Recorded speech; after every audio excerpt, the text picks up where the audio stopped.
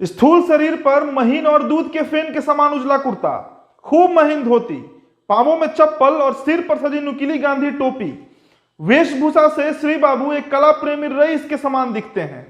राष्ट्रकवि रामधारी सिंह दिनकर ने बिहार केसरी डॉक्टर श्री कृष्ण सिंह की यही रूपरेखा खींची थी। दिनकर के शब्दों में उनकी उंगलियों में कभी कभी अंगूठी भी दिखेगी।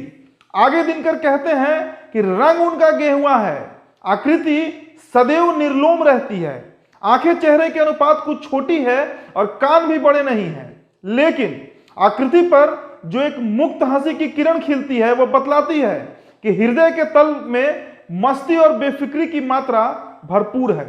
श्री बाबू बुद्धि नहीं भावना के अधीन जीते हैं। उनकी बुद्धि जब कार्य में प्रवेश करती है तब काम की भीड़ में उनका व्यक्तित्व भी डूब जाता है।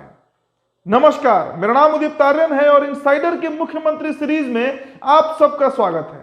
आज सीरीज का पहला एपिसोड है और आज बात करेंगे बिहार के पहले मुख्यमंत्री की, श्री कृष्ण बाबू की। नवादा जिले के खनवा गांव में श्री बाबू का जन्म हुआ। सन 1916 में कॉलेज की शिक्षा समाप्त करके श्री बाबू ने मुंगेर में वकालत शुरू की। थोड़े ही दिनों में चारों ओर से आवाजें आने लगी कि मुंगेर के वकालत खाने में एक नई प्रतिभा ने प्रवेश किया है। इसी समय एनी बेसेंट के होम रूल आंदोलन ने जोर पकड़ा था और श्री बाबू बड़े ही आसानी से मुंगेर में इस आंदोलन के नेता हो गए। श्री कृष्ण सिंह ने आजादी की लड़ाई के दौरान एक बार कहा था, स्वराज मांगा नहीं छीना जाता है। श्री बाबू का यह भाषण तत्कालीन समाचार पत्र देश में 8 दिसंबर 1929 को प्रकाशित हुआ था। उस समय यह बहुत विवादित भी हुआ क्योंकि स्वराज हमारा जन्मसिद्ध अधिकार है, यह नारा के प्रतिपादक लोकमान्य तिलक थे। अपने छात्र जीवन एवं राजनीतिक जीवन के प्रारंभिक दौर में श्री बाबू महर्षि अरविंद और तिलक के विचारों से प्रभावित रहे। वे भारतीय राजनीति के समकालीन नेताओं को अरविंद और तिलक की आंखों से देखना चाहते थे। यही कारण था कि स्कूली जीवन में ही एक हाथ में कृपाण और दूसरे हाथ में गीता लेकर गंगा नदी में प्रवेश कर कसम खाने वाले श्री कृष्ण सिंह ने 1912 में पहली दफा पटना में होने वाले अखिल कांग्रेस के महाधिवेशन में नरम दलीय कांग्रेस के प्रति अपनी उपेक्षा प्रदर्शित करने के कारण कोई योगदान नहीं दिए थे। वे उस समय पटना कॉलेज के छात्र थे। 1907 के सूरत कांग्रेस में झगड़े के बाद तिलक अपने गरम दलीय सहकर्मियों को लेकर कांग्रेस छोड़ गए थे।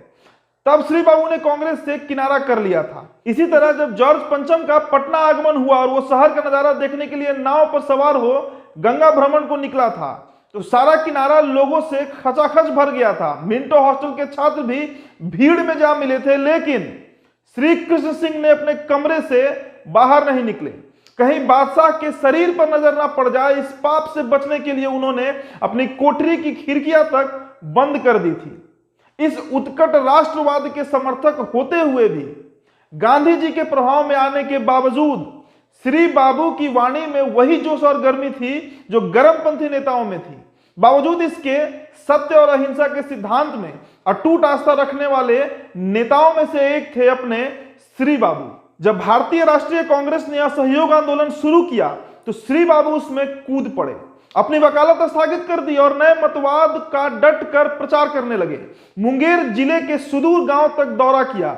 जिले का शायद ही कोई ऐसा गांव होगा जहां उन्होंने यात्रा नहीं की। उस समय आज की तरह तेज चलने वाली गाड़ियां उपलब्ध नहीं थी।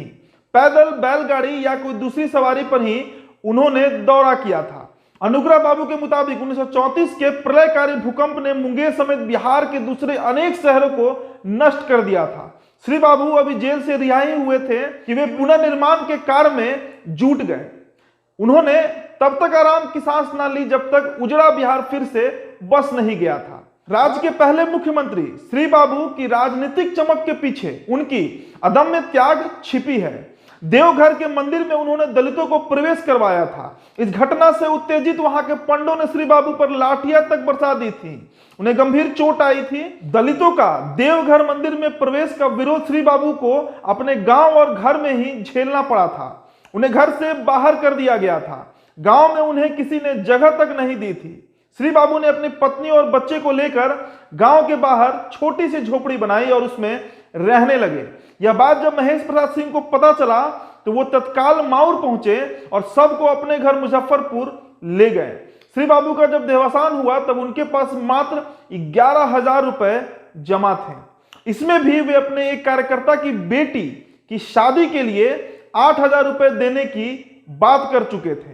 इतने दिनों तक बिहार के मुख्यमंत्री रहने वाले श्री बाबू के पास जमा रुपया नहीं के बराबर होना उनकी ईमानदारी और त्याग की कहानी कहता है। उन्होंने कभी भी जाति और बिरादरी की वकालत नहीं की, कभी किसी जातिगत सम्मेलन में नहीं गए। उन दिनों सर गणेश दत्त ने भूमिहार बच्चों की पढ़ाई के लिए छात्रवृत्ति लागू करने का सुझाव दिया था, लेकिन श्री बाबू ने पिछड़े वर्ग के बच्चों की पढ़ाई के लिए स्कॉलरशिप लागू किया। श्री बाबू ने जमींदारी प्रथा का उन्मूलन किया। उन दिनों बिहार में जितने बड़े जमींदार थे उनमें 80% भूमिहार जाति से आते थे। श्री बाबू ने किसी की परवाह नहीं की और जमींदारी प्रथा को खत्म किया। श्री बाबू किसी एक बिरादरी के नेता नहीं थे, वे पूरे समाज के नेता थे। ऐसा नहीं होता तो आजीवन प्रदेश के मुख्यमंत्री नहीं रह पाते। उन दिनों श्री बाबू ने पिछड़े वर्ग के लिए आरक्षण की बात की थी। 1932 के आसपास भूमिहार जाति के कुछ लोग उनके पास गए और कहा कि दरभंगा महाराज उन्हें भूमिहार ब्राह्मण बताए जाने से नाराज हैं। इस पर श्री बाबू ने मिलने आए लोगों को रोका और कहा कि तुम लोग ब्राह्मण क्यों बनना चाहते हो। उनके जीवन का एक पक्ष और भी है। आजादी के लिए संघर्ष चल रहा था।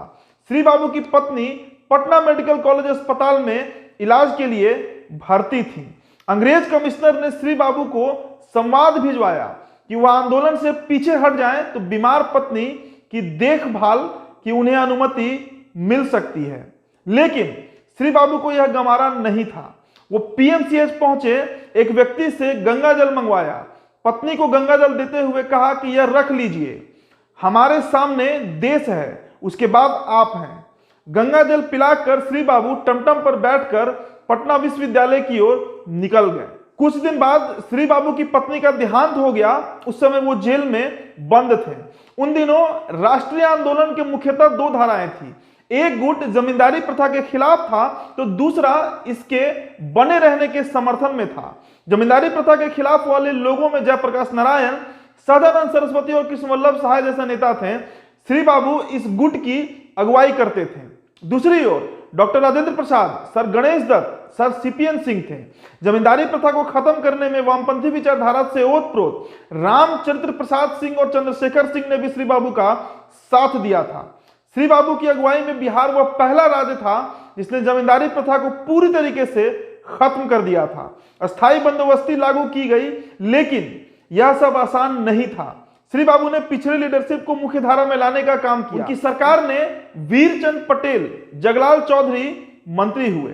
यह श्री बाबू का करिश्माई व्यक्तित्व था जिन्होंने राज्य की राजनीति में दूसरी पंक्ति के नेताओं को मेन स्ट्रीम में लाने की पहल की, जबकि राष्ट्रीय स्तर पर उन्हें पंडित जवाहरलाल नेहरू का करीबी माना जाता था। उनके मात्र 10 वर्षों के शासनकाल में बिहार में उद्योग, कृषि, शिक्षा, सिंचाई, स्वास्थ्य, कला व सामाजिक क्षेत्र में उल्लेखनीय कार्य किए गए। उनमें आजाद भारत की पहली रिफाइनरी बरौनी ऑयल रिफाइनरी, आजाद भारत का पहला खाद कारखाना सिंदरी व बरौनी रासायनिक खाद कारखाना, एशिया का सबसे बड़ा इंजीनियरिंग कारखाना भारी उद्योग निगम, हटिया देश का सबसे बड़ा steel plant SAIL Bokaro, Barauni dairy Asia का सबसे बड़ा रेलवे यार्ड गढ़हरा, आजादी के बाद गंगोत्री से गंगा सागर के बीच प्रथम रेल सड़क पुल राजेंद्र पुल, कोसी प्रोजेक्ट, पूसा व सबौर का एग्रीकल्चर कॉलेज, बिहार भागलपुर रांची विश्वविद्यालय इत्यादि जैसे अनगिनत उदाहरण हैं।